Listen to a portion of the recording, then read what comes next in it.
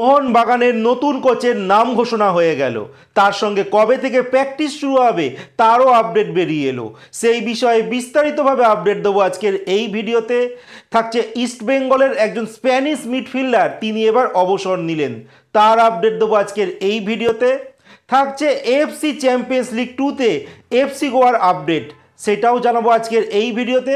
থাকছে ভারতীয় ফুটবল দল অবশেষে জয়ে ফিরল, তারও আপডেট দেবো খেলার সমস্ত রকম আপডেট। তার আগে প্রতিদিনের মতো বলবো, খেলার আপডেট খবর পাওয়ার জন্য আমাদের চ্যানেলটিকে সাবস্ক্রাইব করতে একদম ভুলো না। তো চলো শুরু করা যাক আজকের প্রথম খবর। আজকের প্রথম খবরটি শুরু করছি, বেঙ্গল সন্তোষ টিমের ট্রায়াল আজকে থেকে শুরু হলো, মানে আজকে 27শে নভেম্বর। আজকে থেকে কিন্তু কোচ সঞ্জয় সেন বেঙ্গল সন্তোষ ট্রফি টিমের জন্য ট্রায়াল শুরু করেছে। এর পরের যে আপডেটটি দেব, ভারতীয় অনূর্ধ্ব 17 ফুটবল দল অবশেষে জয় ফিরল। কারণ এএফসি অনূর্ধ্ব 17 এশিয়ান কাপ কোয়ালিফায়ারের ম্যাচ চলছে, যেখানে ভারতীয় অনূর্ধ্ব 17 ফুটবল দল প্রথম ম্যাচ খেলেছিল প্যালেস্তাইনের সঙ্গে, আর সেই ম্যাচে 1-1 গোলে ড্র হয়ে গিয়েছিল। আর গতকালকে তারা দ্বিতীয় ম্যাচ খেলতে নেমেছিল চাইনিজ তাইপির সঙ্গে, আর এই ম্যাচটি কিন্তু ভারতীয় ফুটবল দল 3-1 গোলে জয় পায়। ভারতের পরবর্তী ম্যাচ রয়েছে লেবাননের সঙ্গে, সেই ম্যাচে কিন্তু ভারতকে জিততেই হবে, কারণ যদি মূল পর্বে কোয়ালিফাই করতে হয় তাহলে কিন্তু ভারতকে জয় ছাড়া কোনো উপায় নেই। এই মুহূর্তে ভারত যেই গ্রুপে রয়েছে সেই গ্রুপে কিন্তু ভারতের উপরে রয়েছে ইরান, তারা 2 ম্যাচ খেলে 4 পয়েন্ট নিয়ে রয়েছে, আর ভারত কিন্তু 2 ম্যাচ খেলে 4 পয়েন্ট নিয়ে দ্বিতীয় স্থানে রয়েছে, কারণ গোল পার্থক্যে ভারত পিছনের দিকে রয়েছে। আর এই গ্রুপ থেকে কিন্তু একটি টিমই কোয়ালিফাই করতে পারবে পরবর্তী রাউন্ডে। তো দেখা যাক ভারতীয় ফুটবল দল ইরান আর লেবাননকে হারিয়ে তারা মূল পর্বে যেতে পারে কিনা।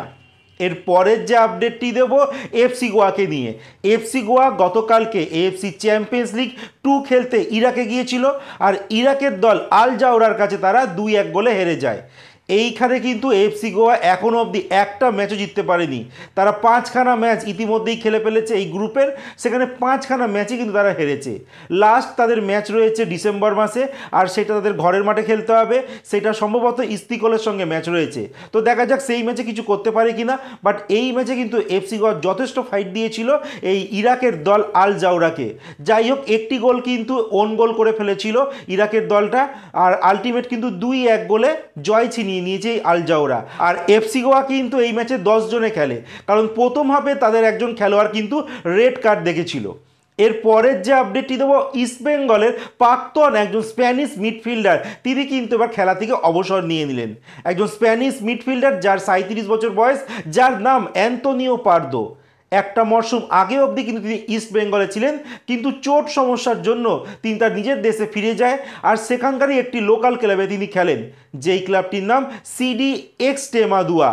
এই ক্লাবের হয়ে তিনি কয়েকটি ম্যাচ খেলেন, আর এই মুহূর্তে তিনি অবসর নিয়ে নিয়েছেন ফুটবল থেকে। আর এই ক্লাবেরই কিন্তু তিনি টেকনিক্যাল স্টাফের সঙ্গে যুক্ত হয়ে গেছে এই 37 বছর বয়সী অ্যান্টোনিও পার্দো। এরপরে যে শেষ যে খবরটি বলবো, মোহনবাগান সুপার জায়েন্ট কিন্তু অবশেষে গতকালকে তাদের নতুন কোচের নাম ঘোষণা করে দিয়েছে। গতকালকে আমি একটা ভিডিও বানিয়েছিলাম, যেই ভিডিওতে তোমাদের জানিয়েছিলাম সার্জিও লোবেরা উড়িষ্যা এফসি ছেড়ে দিয়েছে। যখন আমি এই ভিডিওটা বানাচ্ছিলাম ঠিক কিছুক্ষণ পরেই কিন্তু মোহনবাগানের সোশ্যাল মিডিয়া পেজে অ্যানাউন্সমেন্ট করে দেওয়া হয় যে মোহনবাগানের এখন নতুন কোচ সার্জিও লোবেরা। যেই সার্জিও লোবেরা ভারতীয় ফুটবলে অন্যতম একটা সাকসেসফুল কোচ, যেই কোচ আইএসএল সিল চ্যাম্পিয়ন হয়েছে, যেই কোচ আইএসএল কাপও কিন্তু চ্যাম্পিয়ন হয়েছে, সেই কোচকে এবার দায়িত্ব দিল মোহনবাগান সুপার জায়েন্ট ম্যানেজমেন্ট। তো মলিনার কিন্তু বিদায় হয়ে গেছে, আর এবার কিন্তু নতুন কোচ লোবেরা দায়িত্ব নিয়ে নিয়েছে। আর এই সার্জিও লোবেরা 30শে নভেম্বর থেকে মোহনবাগানের অনুশীলন স্টার্ট করবে।